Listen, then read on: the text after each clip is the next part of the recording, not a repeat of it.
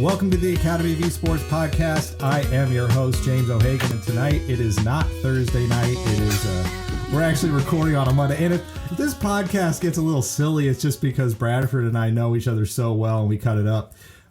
My guest today is Bradford Harris. He's the coordinator of digital innovation for Aldine ISD down near Houston, Texas. Bradford, thank you for being a guest in the Academy of Esports podcast today.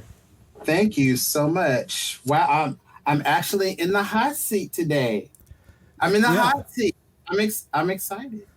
Well, it's been a long time coming. I was wondering, like, when am I going to get a chance to be in the Thunderdome? I'm in the Thunderdome. Well, I appreciate I appreciate that you got your background going with Agents of S.H.I.E.L.D. Those of you who are maybe watching this or you watch this on YouTube, Bradford has his. This is the first time I've ever seen a background like this with you, because normally you've got a very lovely setup at your home. I do, but yeah, this is a little different, and you're wearing a sport jacket, which is I only do this for you. It's rare, and I couldn't make up my mind which background to use. I have another one. I have a Justice League one too. But I don't want to mess up my OBS, because you know how OBS does sometimes. So I'm not going to do all the fancy stuff right now. But yeah, I dressed up for you today.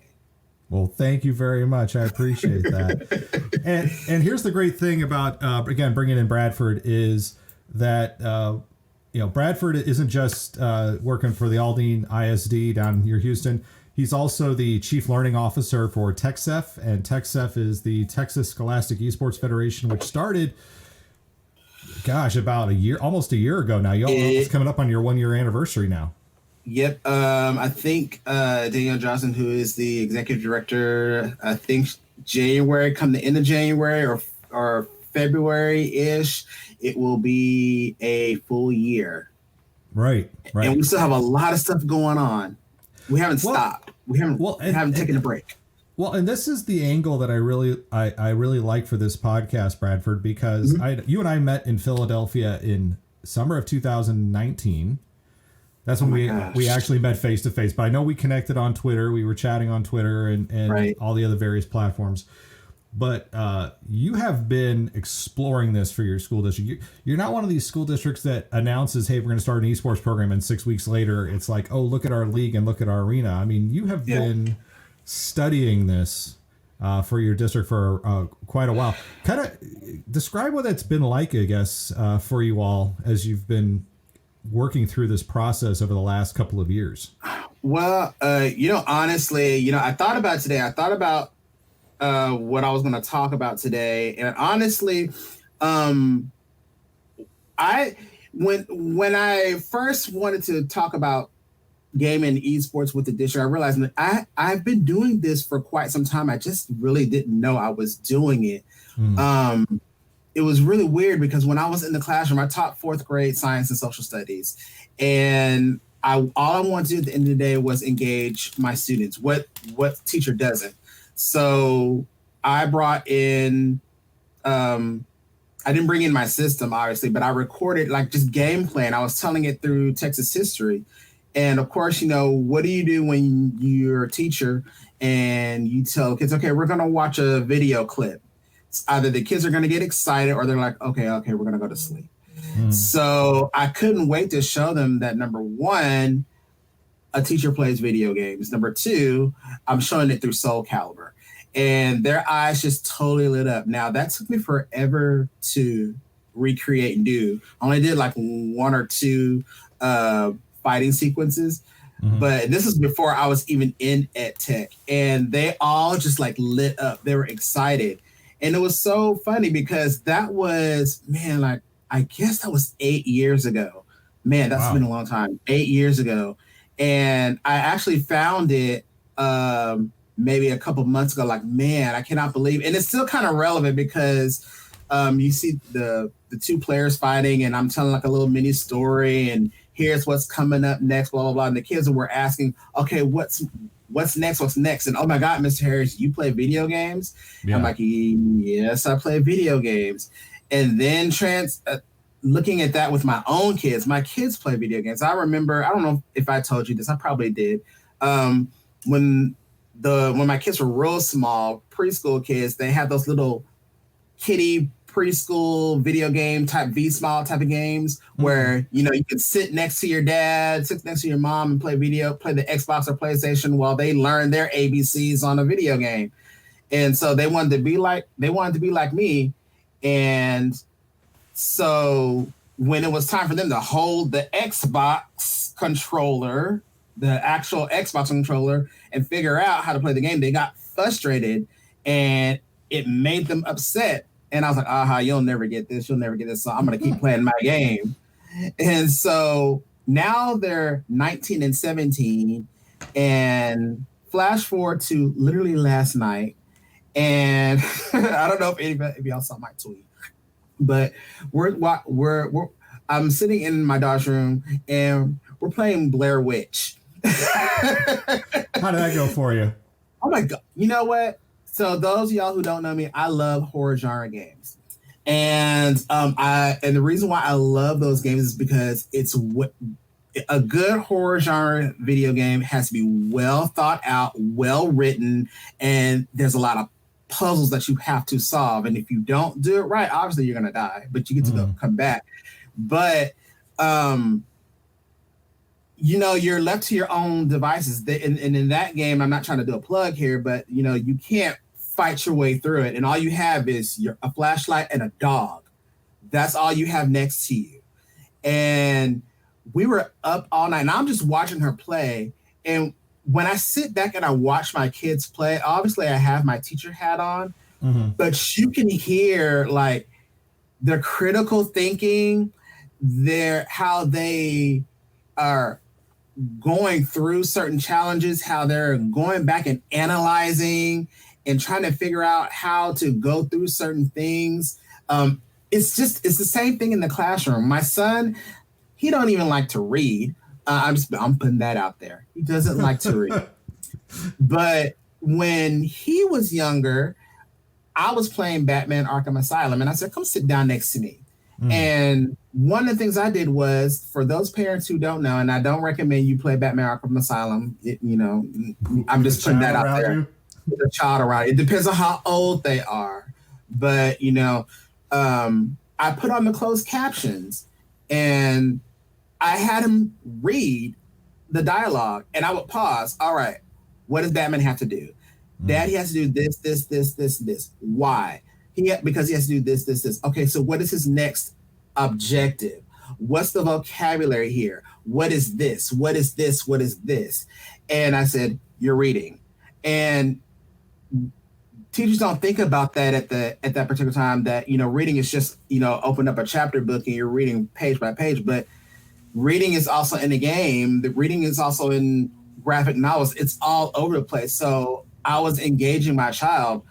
Flash forward to now where I saw a need for a space that the students that I served wasn't quite there. Not exactly coding, not exactly computer science, so to speak, but there was an industry that I felt that wasn't servicing the people that looked like me. And I said, I needed to be a part of this, not necessarily me in the industry, but I needed to expose kids who look like me, boys and girls, brown, black, white, whatever color you are, especially brown and black, to see, what does this look like? What does it look like to be a part of this industry? And how do we bring that into schools? Now, I had no idea about the word Scholastic Esports, but I knew that this needed to be a part of our culture because people like me were not a part of it. People like me knew cheerleading, band, football, basketball, all of those things. But video games, James, we talk about this all the time. 3, 4, 5 years ago, if I came up to you and said, okay, let's do video games, let's do esports, the door would have been slammed in my face. And that's just being honest. You're going in a lot of different directions right now. I am going in a lot of different directions because I'm trying. I don't know how long we got. But I can't let you. This is not Thursday night. There's no ranting going on right now. I know that's. But let me ask you this, because this is a really good. You've touched on a lot of really good things, especially the part about reading. You know, reading is reading. I used to work with a librarian when I first started teaching who would get comic books, and right. I kind of looked at her funny, and she goes, "Reading is reading." But let me ask you this, because you did talk about briefly the part about, you know, they need to see themselves, right? They need to you playing these games is important for kids to see this. Why do you think that is so important? Why do I think it's so important that they need to see themselves in the well, like as you said, for black and brown kids, why is it so important that they see you? And I'm not saying this to, like, you know, bait you or anything like that. No. Just as a conversational question, because there's a lot of people who maybe go and are thinking like, well, why would they need to see themselves, or see, you know, kids of color need to see themselves in the people who are playing the games? Well, you know, to be perfectly honest, it really, I don't think this associates so much with black and brown kids, but sometimes when we see students playing video games, what do we see? They think that, oh, it's a waste of time. You're not doing anything with your life. It's so unimportant. You need to sit down and go do your homework. You need to be reading a book. You need to be doing the typical school things. Why? Because that's another generation. I mean, my own parents. Okay, you're grounded from playing Nintendo. Oh, crap. You mean, instead of saying, okay, let's switch it up. All right, I'm going to sit down with you and we're going to go through how to do your homework through Nintendo. Let me show you how you're gonna learn. I mean, but again, that takes, you know, sometimes an educator hat on. But it's all about exposure. I always will tell my own kids, for the kids that I serve, I have from 8 to 5 to show them as much as I possibly can.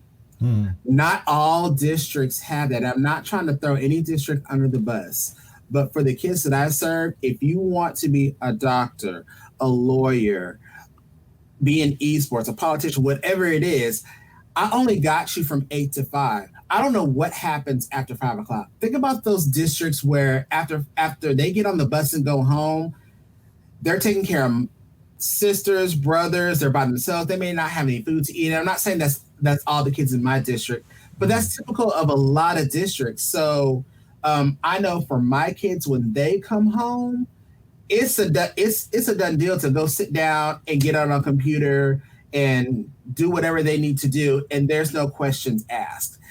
I mean, I always have to like do a side on of, well, they didn't ask a parent of, you got to get on this website.com to do whatever, or they don't ask about, you know, about what kind of career you want to be. You're just going to do it. It's not like that sometimes for some of the students that I serve. So sometimes for people who look like me, I'm all they have. And so I want to show them as much as I possibly can. And if I'm not the expert, that's okay. Let me find somebody that is. Hey, I may not know anything about A, B, C, D, E, but let me go on, literally just Google somebody and see if I can just do a Hangout, a Skype or something so that they can be exposed to this, because not all of our kids can be doctors, lawyers, football players, gymnasts, or whatever it is that they want to be. So what else can they be?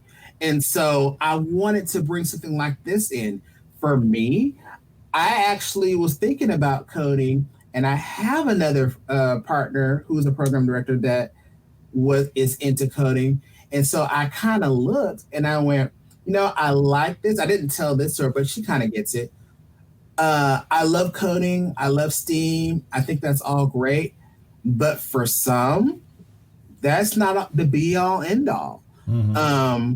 And so, but esports and gaming kind of falls somewhere within that ecosystem a little bit somewhere. So there is an interest there. So I wanted to expose those kids to it. There's something there. Let's take out all the scholarships and all that kind of stuff. That's obviously there. We know that's there, James. But why is it that a game costs? Here I go ranting. Why is it that a game costs between 60 and $90?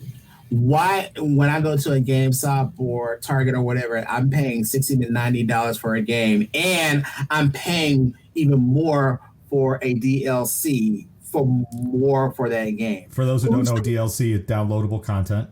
Downloadable content, absolutely. And it's just more and more and more. Who's creating these? Who's doing all of that stuff? Why is that I have to go and get a PS5 and not stick with just a PS3 for the rest of my life? Why is that? Students are asking those questions, not necessarily coding questions, but they want to be a part of what that industry, whatever that is. And so I want to bring that culture, that industry to them, and they'll make a decision of, I want to be a part of this part of the industry or not, or it can leverage me to something else. Well, and it's also important too, and I do see this with some of the elementary students that we work with in our virtual program, is that we have teachers, myself, I get in on some of these gaming sessions with the students. You were talking about your students seeing you playing Soul Calibur and their eyes getting wide. It's important for kids to see adults playing. And you said from 8 to 5, you have those kids there. You don't know what happens after 5 o'clock, between 5 and 8. And a lot of times those kids, as you said, are going home to situations where maybe they aren't seeing play happen. And because we live in these, this high stakes testing society, where there's so much pressure, and I really worry about what's going to happen when we return to school, and how people are going to have this mindset of catch up, that we just aren't going to play enough. And I think we need play more so than we've ever needed it before. What do you think about something like that? So you think we're going to end up catching up by the time we get back to whatever that normal is? No. I think there's going to be people who think we have to catch up. Like we have. Yeah, that's what I meant. Okay. Yeah. That there's going to be this mindset of coming in like, okay, now we really got to get serious. You thought No Child Left Behind was serious? Guess what? Now we're really going to get serious. And I hope we really don't do that. I hope that people realize that play is the work of childhood, much more than doing math or science. And it sounds like, what are your thoughts? You got to be vocal. So within this, I'm gonna just call it what it is: this COVID hybrid, concurrent, whatever it is, whatever you want to call it, space where everybody is seeing all these great tools, and kids are finally. Well, I'm not gonna say that. Let me not say that. Kids are somewhat getting engaged. They're being on the computer, and when they get back to whatever that normal is, and teachers and administrators or whoever finally say, okay, now we can get back and focus on testing and get back to, okay, let's get the expo marketing right on the board. No, you have to realize now, for those kids, you just exposed them to something that they haven't seen before. Yes, we've all been on Zoom, Google Hangouts, and all that stuff. We've been exposed to it, but are you honestly thinking, and I'm not saying you particularly, James, because you know this, are you honestly thinking that it's okay for students to go back to, let me just write this on the board? I want you to think about, and I saw this picture in one of in a tweet I saw, think about that kindergartner who's going to school for the very first time, and all they know is virtual. They've never seen a classroom. All they know is, okay, I'm going to sit down, and I've seen one picture I saw was a pretty little girl in nice dress, got dressed up like going to school, but she went to the living room and sat down and at the laptop, just like how we're doing right now. Next year, okay, now I got to go back to school. Where's my laptop? Where's my Chromebook? Where's my touchscreen? And I'm not so much worried about the webcam, but okay, now I got paper. Now I got this. Now I got to look on the board, like, where's my instant feedback? Of course, a first grader is not going to say that. Right. But now you're losing some of those kids who thought this was the norm that I had at home. Now I got to be retrained again, and now I got to look at all of these papers. I'm not saying that we have to totally go back, but you have to stop. You have to start to think. We can't totally go back to the way we used to be. Now you've gotten the kids hooked into something. Yeah, it may have been too much, too fast, or too little, or whatever you want to call it. But now you have to start taking a step back and go, okay, how do we keep this type of momentum going? Because we can't go back to the way it used to be. We can't expect our teachers to go back to the way it used to be. No, we're not asking everybody to be a streamer. No, we're not. But we're looking at how are we going to engage these students more. We can no longer have them sitting in rows and expect them to look at a board, whether that be chalkboard or whiteboard, and be engaged like they thought they used to be. It's not going to work anymore. Does that mean that you have to bring in games and stand on top of the table and be, Miss Frizzle on the Magic School Bus? No, you don't. But you have to start thinking about how you're going to change up your instruction in the classroom. Principals, administrators, same thing when you're doing it with your staff. Your staff have seen things now. They're exposed to certain things. Are you going to deliver the same faculty meeting or the same instruction that you did beforehand? Once you're back, okay, we're all back now. So everybody, let's go in the cafeteria and let me give you all of these packets. Are we going to go back to that? Did I make you mad? You did a little bit. You said packets. I'm just thinking like, oh gosh, you have I know in our school district, every child's going to have a device. And the big question, a lot of teachers are asking, are like, well, this is great, but they're going to get to keep them from school? Yes, they are going to keep them from school. And I wonder how many teachers are just going to go back to the packets when they've been doing this for so long, and just how is, there's a comfort in having your classroom. There is. Right? There's a flow, there's a routine that a lot of people, I'm an educator for over 20 years. I haven't been in the classroom in a long time, but, I would imagine that somebody who's had their routine for 20 years, who's had it adjusted recently, we shall say, isn't pining a little bit to get back to the way things were.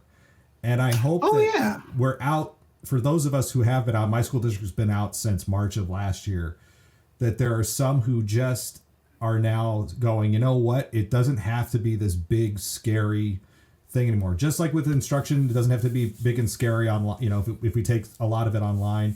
And I hope, too, that there are other administrators and athletic directors who are looking at esports in a whole different light now, realizing that, oh my gosh, wait a second. During this whole time, we've had kids connect in ways and play in spaces that we've never seen them play before, whether it's a game of Rocket League, or, in the case of Miss Sue Ellen Cron, who is our elementary virtual teacher, or Miss Giannis, using Among Us as a way to engage kids to play and to teach them how to raise their hands, and getting them socializing and getting them talking together.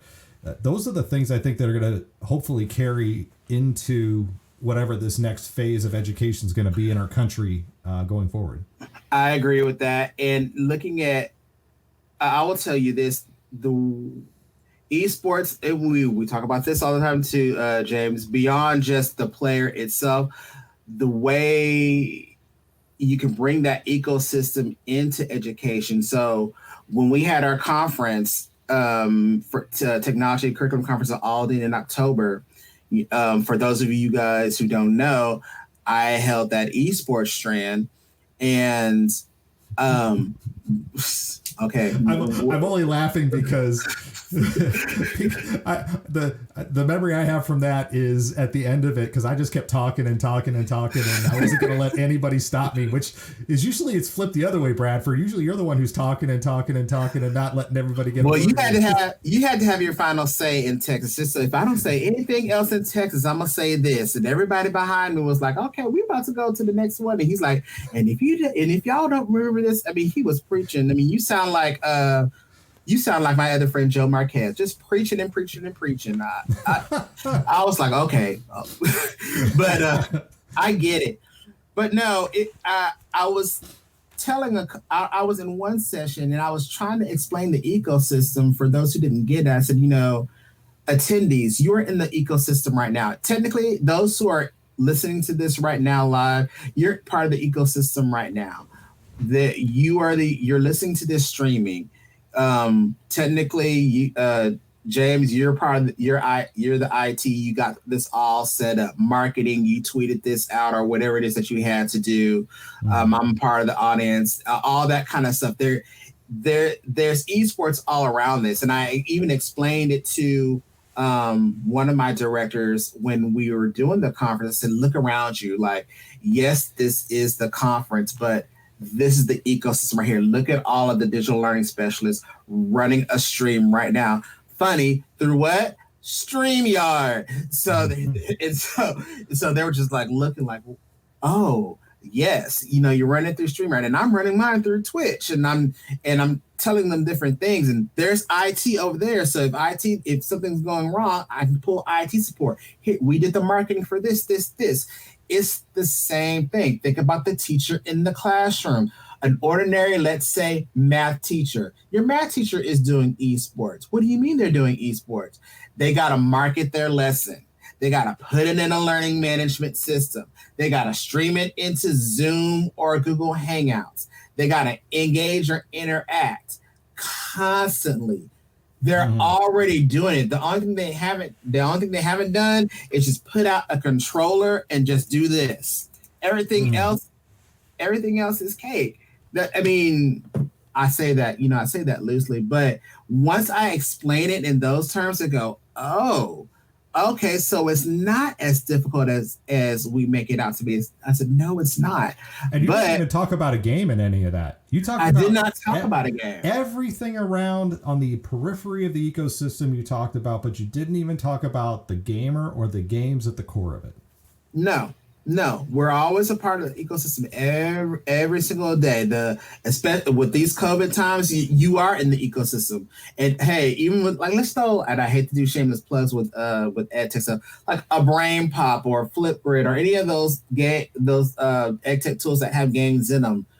If you just add that in there, bam, there's your esports right there. I mean, it's to a degree. So once I say it in those terms, I go, oh, I get it. Now, of course, there's other things that you got to add, like the leaderboard and all that kind of stuff. But once I put it in those terms, I go, okay, this makes more sense. But as you talked about earlier in the session, it took me a long time to get here. It took me a long time for me to explain this is what this is. Not just because they dismissed it.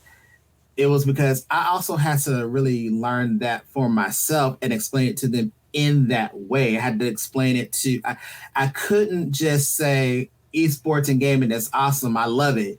And you should love it too. I had to be able to sit down and talk to administrators and explain it in those terms and how it can engage the students, the teachers, and how it could bring more attendance in. And then, oh, here's the scholarships here. Here's this. And so now the eyebrows are raised. And yes, obviously, ladies and gentlemen, it did take me a long time to get here. I don't know what this is going to look like a month from now or a year from now, but I'm at a different place than I was 3 years ago when I was like, oh my God, why can't I do this? I'm so impatient. Why can't I have this next week? But I have learned, and you all tell me like I'm so patient, I'm doing it very slow. That took a lot of prayer.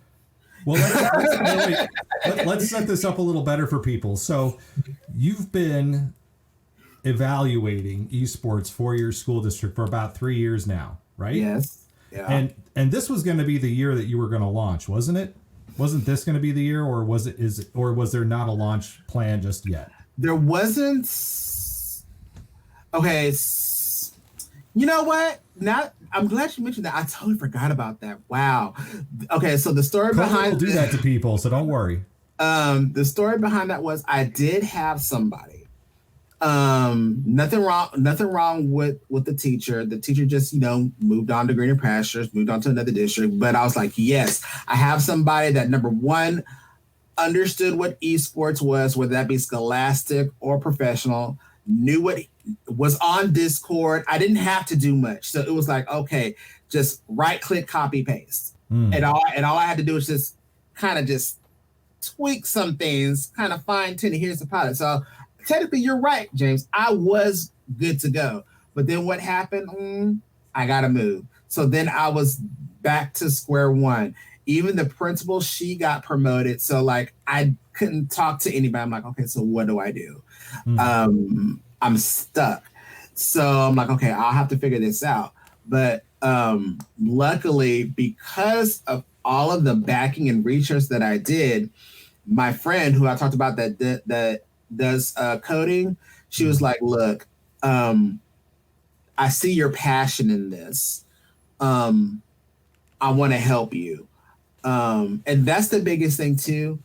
When somebody sees your drive and your passion and your research and the way you speak it and walk it and talk it, they're going to support you. So she's like, I want to be able to provide a virtual club. Does esports fit in that?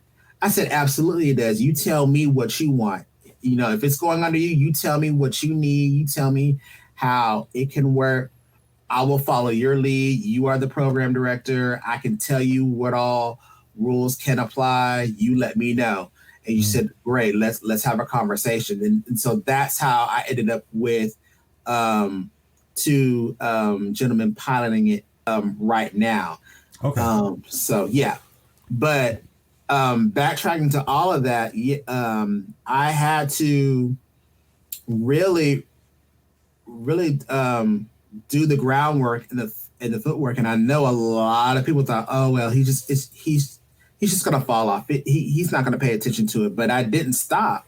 There was something in me that's like, okay, I need to keep going. I don't know if it was because of I need to do this for the kids or because I love it or whatever. It was something that I guess it was a need that really needed to be there. And I kept hounding my director, not because we need to do this tomorrow. It was more of, here is the research. Look at what is going on in these schools. Look at who I'm talking to. Look at how I'm tweeting. Look at what I'm saying. Look at where I'm participating. And finally, at some point, it was like, all right, man, you go for it because you're obviously not stopping. And so I'm going to have to support you in some way, shape, or form. But it's a breath of fresh air, if you will. Oh God, it's a terrible phrase.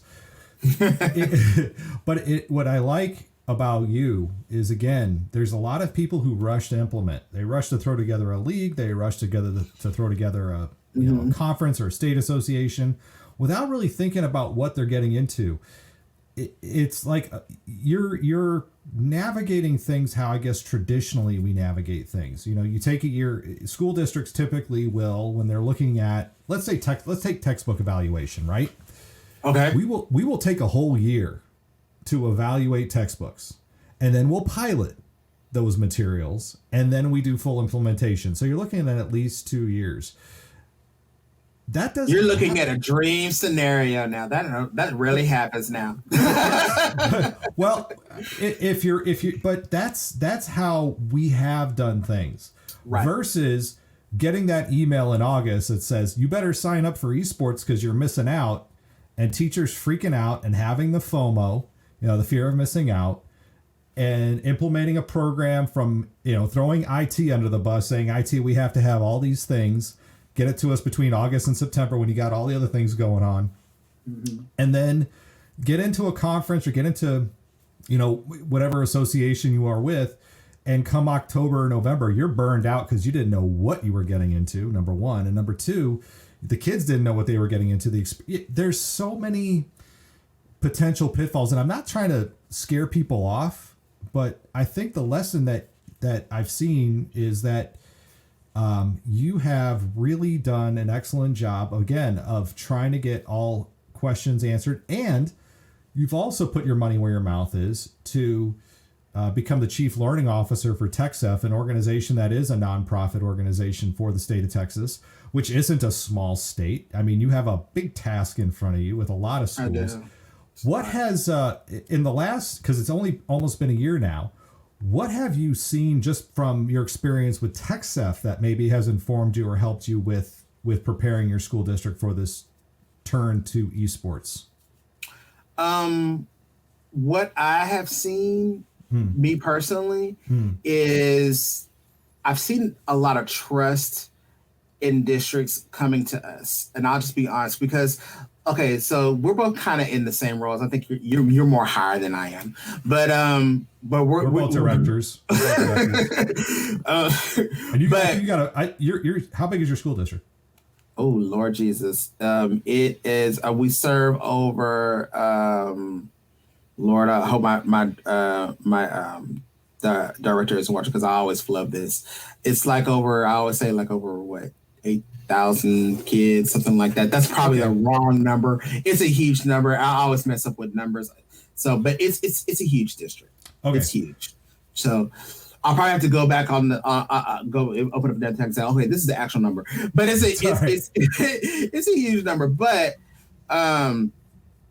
so I'm sorry, what was the question again? But what's the things that have that you've learned through TexSEF that has informed your work with Aldine? Oh, okay, I'll tell you. Every time we talk to a teacher or a director, a principal, no matter who it is, there's trust. You and I both have experience talking with vendors. Oh, yeah. I always tell teachers, vendors will sell you the sun and the moon and the stars. Sorry, vendors, it is what it is, and I get it because you got a business to run. I get it. So when a vendor sells you XYZ, they're going to sell you everything that's going to work. But you don't know if it's going to work for your classroom or for your district or for whatever. So you don't know.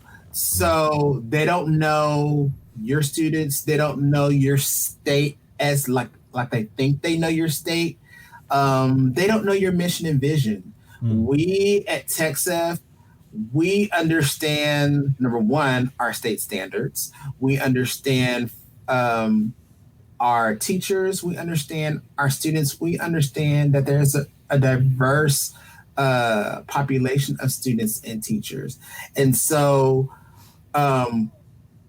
we'd rather take the hit from vendors coming to us and them selling us whatever they're going to sell. And we say, no, back up, because we need to be able to do this, and this before you talk to anybody, before you talk to any of our teachers, before you talk to any of our principals, whoever. You need to have these things. So that's kind of how we market ourselves to Texas schools. We let them know that, hey, number one, we're educators just like you. After we get off of this phone call, principals, teachers, whoever, we got a class to run.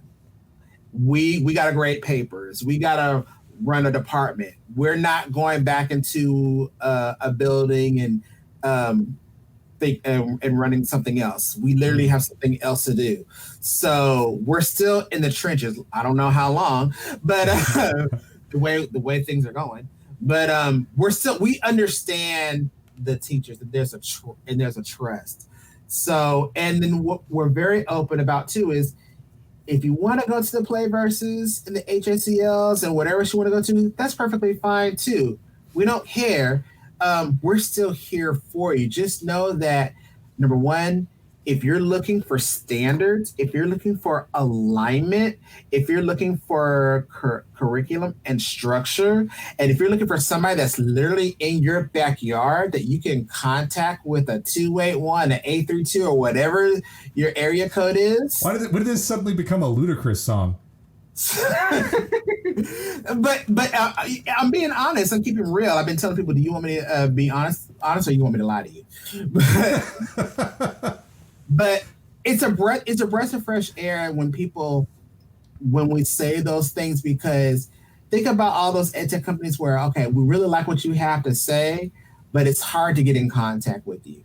It's hard to provide PD. And the great thing about all of us is we're dispersed all over Texas. We're not just all in Houston. We're not just all in Dallas. We're not just all in Galveston. And gender diverse, racially diverse, geographically diverse. Your school districts are diverse in size. I mean, you all, I know Danielle Johnson, you're the president of the organization. She says she always gets panicky whenever she goes somewhere and it looks like a family reunion, right? Right. And TexSEF does not look like a family reunion unless your family is, I don't know what family it would be, but all adopted or something. I don't know, but. Oh yeah, well let's hit on that too. When you look at our pictures, we all come from obviously different backgrounds, different ethnicities, genders, positions. So we can talk to anybody and make you feel comfortable. One of the other things that I always say too is we fit esports for you, not the other way around. So we don't have a cookie cutter package if like most of the other ones do. I'm not going to name any names, but if you want to do this as a club, do it as a club. If you want to do this as a full-fledged program, do it as a full-fledged program. If you want to add it as something as a class, do it as a class. We can work with you. We'll help you out. And one may be completely different than the other. That's okay. When we say those words, James, they're like, oh, okay, well, let me just take a step back. Oh, so I don't have to do it like so-and-so over here. No, if all it is, if you're just trying to put esports in Google Classroom and watch videos, fine. Let's start there. If you want to do esports using Monopoly, game pieces, and Uno, let's go ahead and do that. I mean, let's just, wherever you're at. One of the things I always tell vendors when I talk to vendors is, number one, I don't have any money, so what can you do for me? I love when they hit us up, especially the esports companies. I don't know, because again, I don't think a lot of them have educators on staff or have even talked to educators. No, they love to hit us up in like October, November, December. Hey, you should just sign up for this. My budget's been spent since August. Like, what are you talking about? I'm gonna tell you, I have a problem with that. I have a huge problem with that, and that's something that they need to work on, because we both get these emails all the time. Was in a meeting last week with our TexSEF board members, and I said, I'm okay with getting these, but here's the problem, and I hope that they're listening to this. When we get these emails about, purchasing equipment, going to these camps, that's great. However, when you send it in late October, November, December, like you said, James, budget has already been spent. And if it's a camp, that camp better be affordable, because I cannot send to my teachers, to my parents, an awesome camp. But because the camps are so awesome on paper. You can learn how to do this. You can do this. Esports for girls. Da, da, da, da. It's great. It's awesome on paper. But then in 2 weeks, you got to pay $500. Yep. I can't give that to a teacher to give to a parent. They're working on buying Christmas gifts right now, or birthday gifts or whatever. But you got to have 2 weeks to get it. And there's no scholarships. Come on. I get those all the time. And don't get me started if it's virtual. Obviously, we're in COVID, but it's even virtual, and you can't even cut that in half. So I have a huge problem with some of them when they say we have these things for you, but it's going to cost you. Well, then it's not for me. Then it's for people. It's for those private schools, or it's for those people who already have the money, who are already going to get those scholarships, who are already going to be on those magazines, and who are already going to have a leg up versus my other kids. I thought about this, James, and I'll just put it out there. All this stuff fled in my head because I did not know what questions you were going to ask me. I didn't give you any heads up, because usually we're pretty good off the cuff. We just go. I know, but for the students that I serve, if I got one of those pamphlets that said, come to our esports, whatever it is, XYZ, and it's costing this, and it has a white male on it, a white male at the age of 16, and I give that to my teacher, that teacher may dismiss that. Because number one, doesn't look like them. It costs way too much, and even some of the kids that I serve may dismiss it, going, "What is this? It's esports. It's gaming. Don't you like games? I don't know what that is. I'm not going to participate in that. But it's games. You play video games all the time. I see you playing in the classroom, but I don't do what that kid does."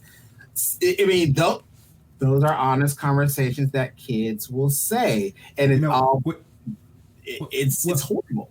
Well, and it's important you say that, because I've had a lot of conversations with people outside the education sphere. We have a lot of education, professional development, and we have a lot of conversations around making sure that what we do is racially, culturally diverse, or at least we should be having those conversations. Yeah. Talking about, gender pronouns and LGBTQ issues and things like that. Uh-huh. And I got into a conversation recently with somebody in the medical field about people being able to see themselves in the conversation. And it wasn't even somebody in this country. It was somebody from out of this country. I don't know if it's a United States thing where we are, because of the society that we are trying to build, where again, we're trying to build a society that's equal for everybody, brings everybody together, place for all refugee families and all that other stuff, the shining light on the hill, whatever you want to call it. But, I think around the world, I hope that what we are doing in education, we are saying to them, we're saying to professional organizations, we're saying to companies, hey, you have to market to everybody, because the demographics of gaming says that everybody should be playing this.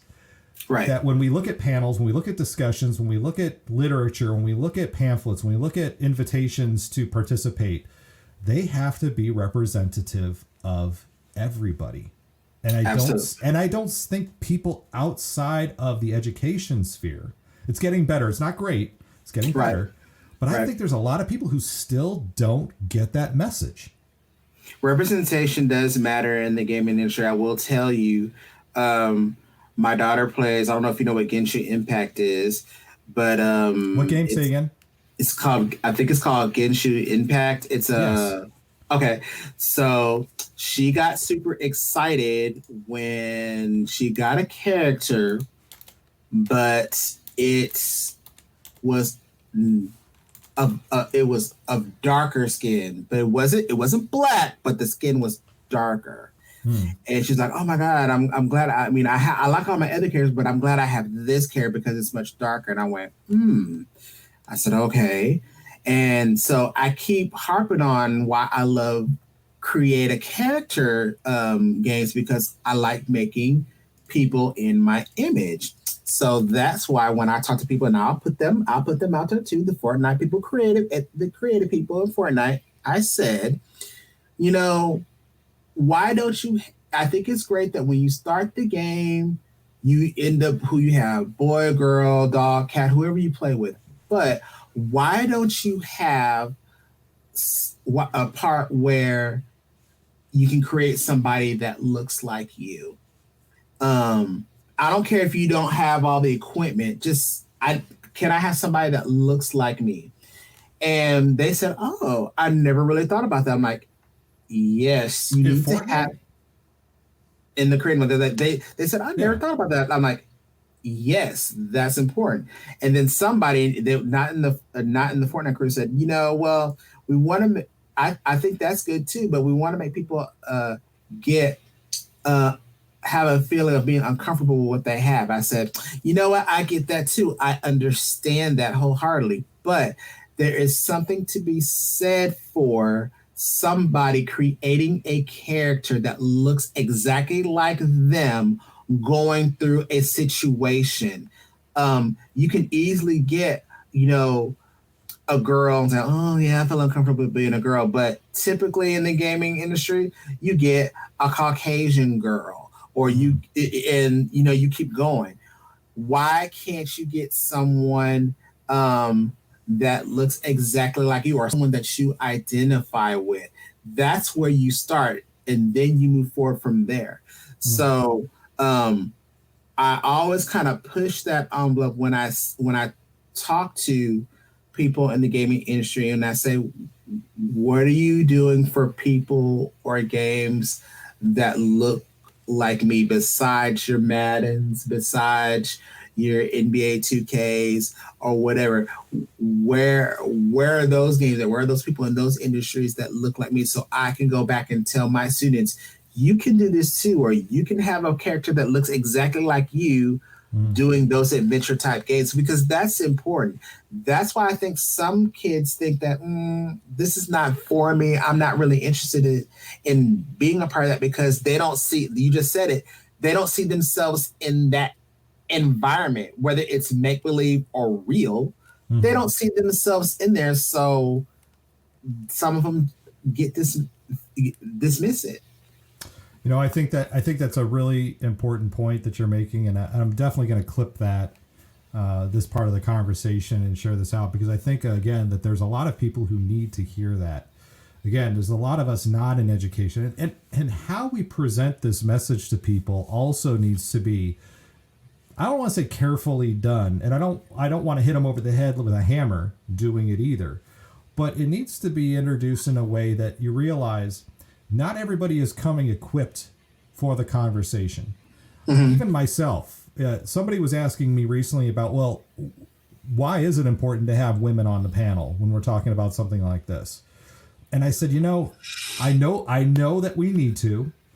I can't say why, not because I don't, not that I, it was more of a, I'm not a female.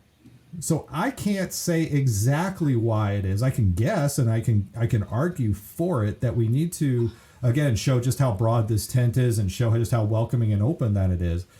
But at the same time, why don't you ask some women why it is that they need, or why don't you ask some people of color why it is you have to have representation, or why is it important for them to see themselves? And again, I think you've done a pretty good job of showing that even with kids, even with just the most mundane things, if they don't see themselves in it, then it's hard for them to want to be a part of it, right? And absolutely. And the reason why you can't answer that, or you kind of, I'm not going to say refuse to answer that, is because your answer is not going to hold as much weight as a woman answering that. Sure, you can answer a woman needs to be on the panel because XYZ, but does that hold as much weight as a woman coming in and saying a woman needs to be on this panel because da da da da da da da da? Yeah. Your answer doesn't hold as much weight. It may put a check mark on the box. Sure, okay. James white male said a woman needs to be on the panel. Let's find a woman. But then what does that do? That actually might make it worse, because James O'Hagan, white male, says a woman needs to be put on the panel. That is going to make it worse, because they're just going to find somebody that you don't know what their credentials are, but hey, that's a woman. But it's better than I won't say it makes it worse, because it's better than ignoring it. That's true. It's better than not saying anything at all. The term that I heard somebody say recently was diversity chasing. That you're diversity chasing, and I'm like, am I though? Because I can name you. And I think this is part of the education and understanding the space that we're in, is developing relationships with people who we know can speak to a variety of different things. And I've called on people in this sphere across the gamut to help me with my own conversations, to help me educate me, because I don't necessarily see everything right out the gate. I remember when we had the Gamer Girl controversy, right? Not Gamergate, or Girlgate. Gamer Girl. Where they were doing the Gamer Girl video game. Yeah. And it was like Carrie and Danielle, and I think Angelique, and it was like, explain to me why this is bad. Like, I just want, because it looks creepy just as it is, but why is this bad? And I can, again, speak to it, and you could put me on a panel. I could talk about it all day, but it, again, as you just said, it checks a box, doesn't carry as much weight as actually talking to the person. And I think we need to have more of those conversations. And hopefully this podcast, and again, the work that we do on Thursday nights with the Esports EDU chat helps to, again, bring diversity of voices into the space and introduce people to new ideas. Bradford, I can't believe this because the time always goes by so quickly when you and I are chatting. We've almost been doing this for an hour, and you didn't even rant hard tonight. But you told me to calm it down. So I didn't tell you to calm it down. When did I say calm it down? Well, no, you didn't say that. Well, I'm trying to be professional. You're always professional, my friend. But let me ask you this: if people want to connect with you, people want to hear more about you, other than on Thursday nights at 6:30 p.m. Central Time, where else can people connect with you? Okay, so you can connect with me on Twitter at EdTechTinker. And I'm slowly but surely, you guys, working on my website. So you can either follow me on Twitter, EdTechTinker, or just go to edtechtinker.com. It has all of my other information there. Very good. Very good. Any other final thoughts for this podcast episode? You guys, I always say representation matters. James, thank you for allowing me to speak my piece.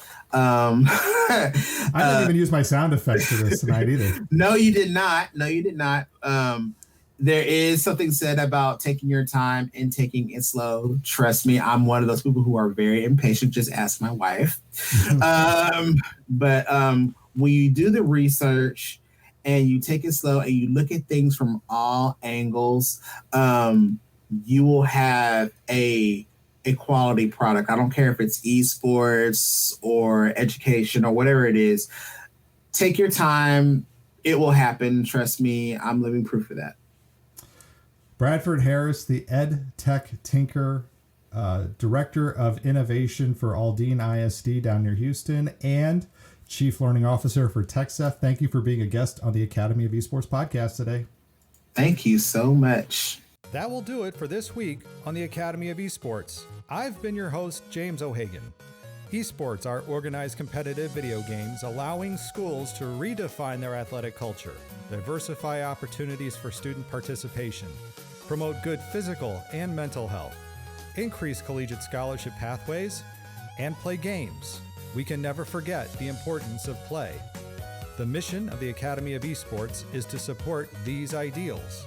The vision of the Academy of Esports is for all students to experience the fun and joy of playing competitive video games. You may follow me on Twitter at Jim O'Hagan. That's at JIMOHAGAN, and through the Academy of Esports account at TAO Esports. It's a great way to get the latest blog posts, podcast episodes, and news coming out of esports and education. And remember, you can continue your engagement by going to www.taoesports.com. You can also connect through Facebook at www.facebook.com/TAOesports. Thanks again for listening, and I look forward to our time again next week.